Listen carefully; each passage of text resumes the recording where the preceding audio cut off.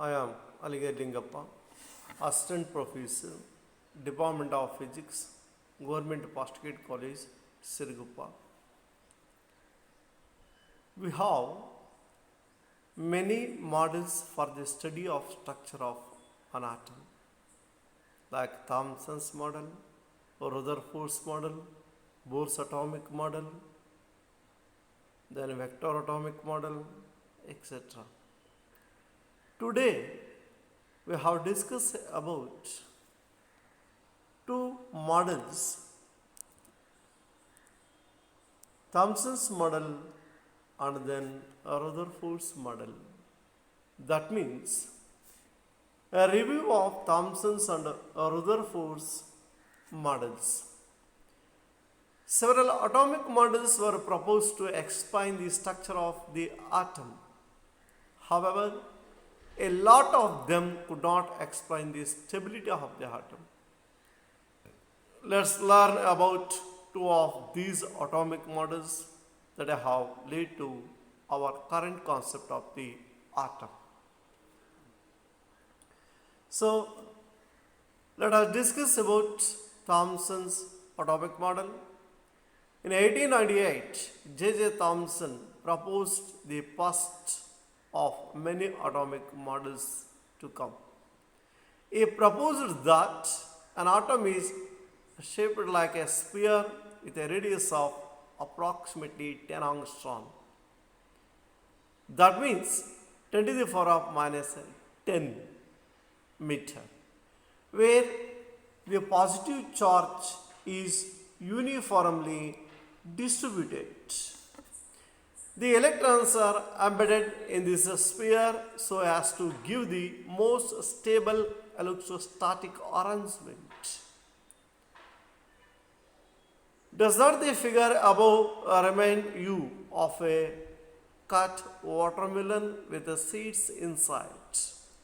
Or you can also think of it as a pudding with the electrons being the plum or the raisins in the pudding. Therefore, this model is also referred to as the watermelon model, the plum pudding model, or the raisin pudding model.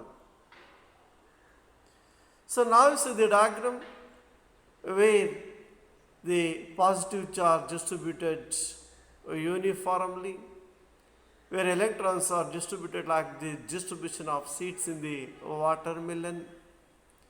An important aspect of this model is that it assumes that the mass of the atom is uniformly distributed over the atom. Thomson's atomic model was successful in explaining the overall neutrality of the atom. However, its propositions were not consistent with the results of later experiments. In 1906, J.J. Thomson was awarded the Nobel Prize in Physics for his theories and experiments on electricity conduction by gases. So, Rutherford's atomic model.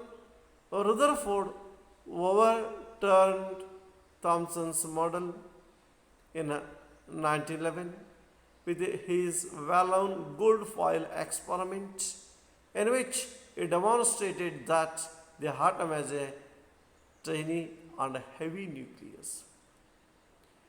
Rutherford designed an experiment to use the alpha particles emitted by a radioactive element as probes to the unseen world of atomic structure.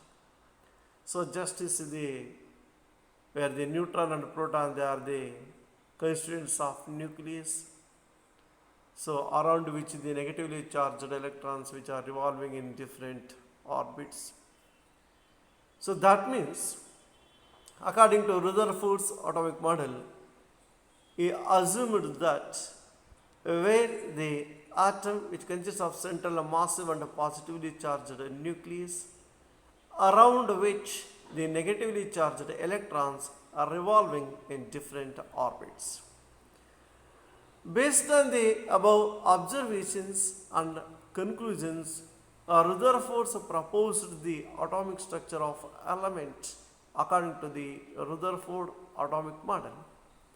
The positively charged particles and most of the mass of an atom was concentrated in an extremely small volume.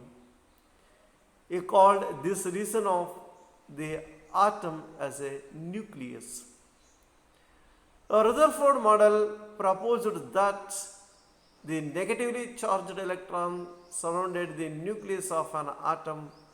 He also claimed that the electrons surrounding the nucleus revolve around it with very high speed in circular paths.